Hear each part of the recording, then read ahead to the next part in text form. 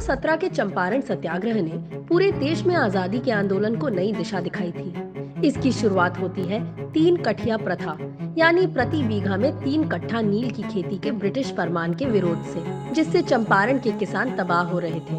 साथ ही जर्मनी में पैदा होने वाले कृत्रिम नील के उत्पादन ने यहाँ के किसानों पर दोहरी मार कर दी।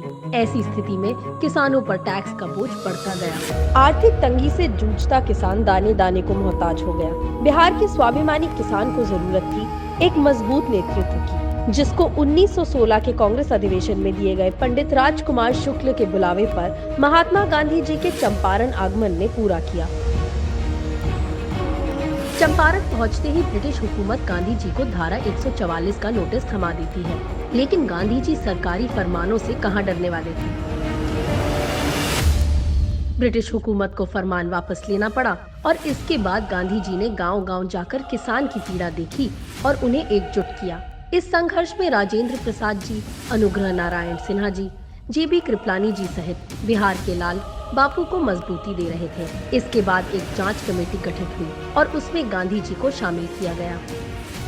बापू के सत्याग्रह और बिहार की जिद के आगे ब्रिटिश हुकूमत को झुकना पड़ा। 4 मार्च 1918 को चंपारण अधिनियम पारित हुआ और 3 कठिया प्रथा समाप्त हो गई। बिहार की भूमि पर बापू के पहले सत्याग्रह की विजय गाथा अपने अंजाम पर पहुंच चुकी थी।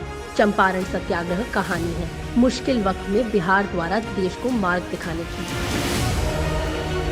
क्योंकि बाढ़ के अनगिनत थपेड़ों, चमकी बुखार की भयावहता, प्रवासी मजदूरों के क्रंदन के बावजूद भी बिहार आज नए सवेरे का स्वागत करने के लिए खड़ा है।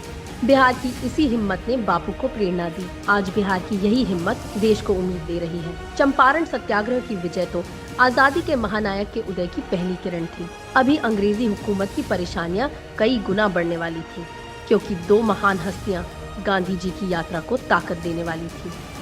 जय हिंद। अपने सुझावों के लिए हमें धरोहर@inc.in पर लिखें।